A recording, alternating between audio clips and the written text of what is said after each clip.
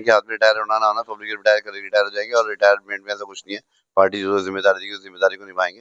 जो जिम्मेदारी मिली है उसको निभा रहे हैं, कल जो जिम्मेदारी मिलेगी उसको निभाएंगे। तो ये तो ना आपको जानकारी ना मुझे जानकारी, अगले पल का नहीं जानकारी क्या होना है। मैं यहाँ से बाहर जाऊँ, क्या पता यहीं गिर जाऊँ। तो हम इनसे भी यही उम्मीद करेंगे कि रुड़की के आप नरेंद्र मोदी बने, उनका अनुसरण करें आप लोग। जहाँ कमी अभी जो बोर्ड की बैठक होने जा रही है उसमें प्रस्ताव जा चुका है, और भी जो कार्य रह गए थे आशीर्वाद इनक्लेव में, जो कुछ सड़कें रह गई थी, एक सड़क तो माननीय विधायक जी ने अभी स्वीकृत किया है, जो मुख्य सड़क है आशीर्वाद इनक्लेव की, विधायक जी द्वारा बन रही है। और अभी हाल में पानी की लाइनें भी हमने यहाँ आशीर्वाद इनक्लेव में डाली हैं। इस समय आप ये जो स्क्रीन पर वीडियो देख रहे हैं, ये रुड़की के आशीर्वाद एनक्लेव कॉलोनी का है, जहां पर आज वार्ड नंबर 26 आवास विकास के पार्षद राकेश गर्ग और साथ ही नगर विधायक प्रदीप बत्रा का यहां पर स्वागत यहां पर किया गया है। आपको मैं जानकारी देना चाहूंगा कि आज ज्योतिष आचार्य महंत आचार्य अनीश शास्त्री जी के द्वारा नगर विधायक प्रदीप बत्रा व क्षेत्रीय वार्ड पार्षद राकेश गर्ग के साथ ही जो रुड़की की नवनिर्वाचित मेयर है अनीता अग्रवाल, उनका यहाँ पर स्वागत समारोह कार्यक्रम रखा गया था।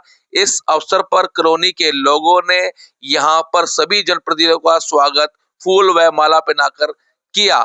लेकिन कार्यक्रम में आपको बता दें, जो नवनिर्वाचित मेयर है वो किसी कारणवश कार्यक्रम में नहीं पहुंच पाई, जिसके बाद कॉलोनी के लोगों ने नगर विधायक प्रदीप बत्रा का व क्षेत्रीय पार्षद राकेश गर्ग का फूल मालाओं के साथ स्वागत किया और उन्हें जीत की शुभकामनाएं देते हुए दौरान कॉलोनी के लोगों ने अपनी जन समस्याएं भी दोनों जनप्रतिनिधियों के समक्ष रखी, जिसके बाद उन्हें क्षेत्र की समस्याओं को पूर्ण करने का आश्वासन क्षेत्रीय पार्षद व नगर विधायक प्रदीप बत्रा ने दिया। आइए जानते हैं क्या कहा यहाँ पहुंचे जनप्रतिनिधियों एवं कार्यक्रम आयोजक व संयोजक आचार्य अनीश शास्त्री ने।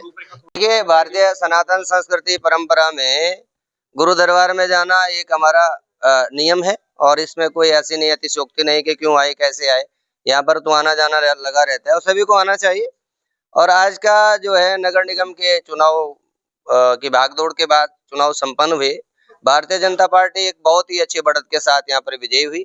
और हमारा प्रयास था कि हम सभी जो हमारे पार्षद हैं, हमारे मेयर हैं और हमारे विधायक बत्रा जी, जिन्होंने बहुत कड़ी मेहनत की, परिश्रम किया और इस चुनाव को सफल बनाया, और पिछले 25-26 वर्षों की जो एक धारणा बनी हुई थी उसको तोड़ने में आप सफल रहे। तो आज यहाँ पर जो कार्यक्रम था, इनके लिए शुभकामनाएं, उनके उन्नत भविष्य की कामनाएं।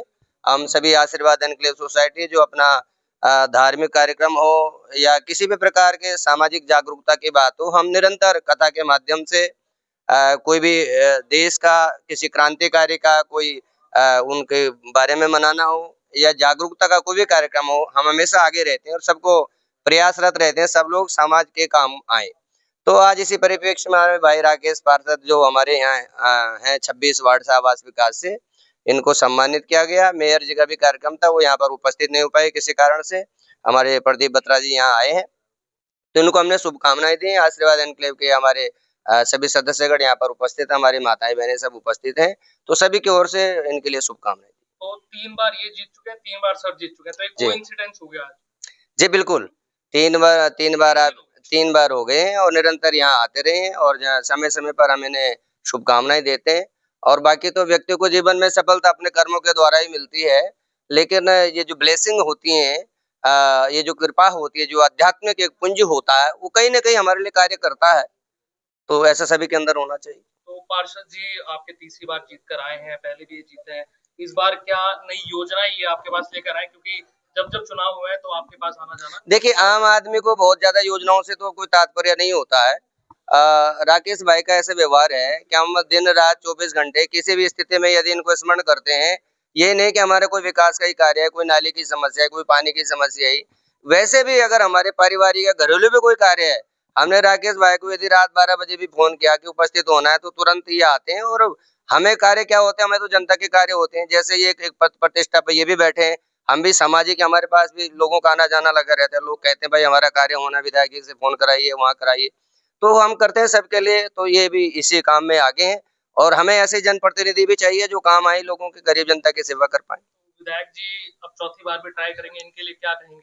इनके लिए भी शुभकामनाएं। दो आदमी मेहनत करेगा, परिश्रम करेगा और मोदी जी के जो संकल्प है देश के प्रति, सनातन संस्कृति को बढ़ाने का हो या देश के विकास की गति को बढ़ाने का हो या देश पूरे जो है विश्व के अंदर अपने जो छाप छोड़ने का अद्भुत कार्य माननीय श्री नरेंद्र मोदी जी ने किया है, तो हम इनसे भी यही उम्मीद करेंगे कि रुड़की के आप नरेंद्र मोदी बने, उनका अनुसरण करें आप लोग।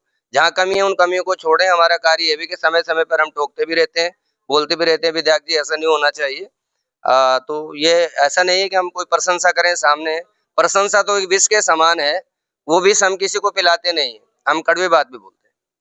आशीर्वाद एनक्लेव में आज आचार्य श्री शास्त्री जी के निवास स्थान पर आशीर्वाद लेने के लिए हम लोग आए हैं। हमारे साथ पार्षद राकेश गर्ग जी हैं और मेयर रीता अग्रवाल जी को भी आना था, किसी कारणवश नहीं आ पाई, उनका कहीं और कार्यक्रम था। तो गुरु जी का आशीर्वाद समय समय पर मिलता रहता है। समय समय पर गुरु जी जो अनुष्ठान करते हैं, यहाँ पर भागवत कथा करते हैं और लगातार जो है इनके अनुष्ठान चलते रहते हैं, उनमें मुझे सौभाग्य प्राप्त होता है आने का और गुरु जी का आशीर्वाद हमेशा मिलता है।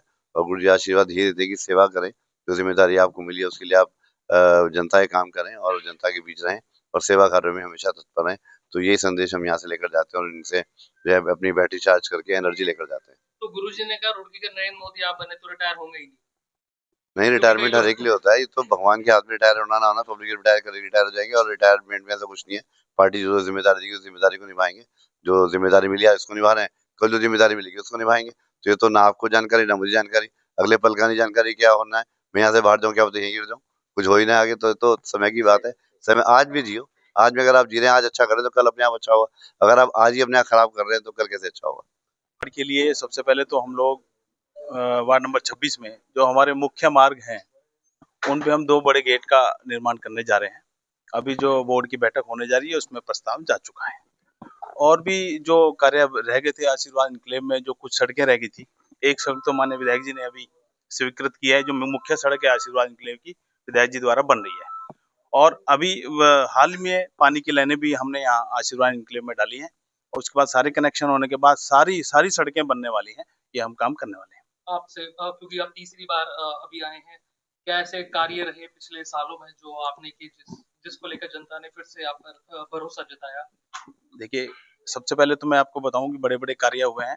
हमारे यहाँ एक ट्यूबवेल की जरूरत थी, हमने 1000 फीट गहराई वाला एक ट्यूबवेल लगाया है पिछले कार्यकाल में। और उसके बाद जो है एक जो बिजली की समस्या हमारे यहाँ बहुत ज्यादा थी, फीडर जो था आजाद नगर, राजेंद्र नगर, रामनगर, कृष्णा नगर सारा एक ही था। आवास विकास का फीडर हम अलग कराने में कामयाब रहे। एक काम बड़ा हुआ है। उसके बाद ये पानी की लाइनें आशीर्वाद एनक्लेव में डल रही हैं। ये भी हमारे पिछले कार्यकाल का ही काम था जो अभी पूरा हो रहा है। तो इस तरह के हमने बड़े अच्छे कार्य किए, जनता का पूरा सहयोग मिला और आगे भी इसी तरह से आशीर्वाद जनता ने दिया है और हम पूरा काम करेंगे। अंकल जाओ, अंकल जी आप तो सेल्फी का आइडिया आपके था।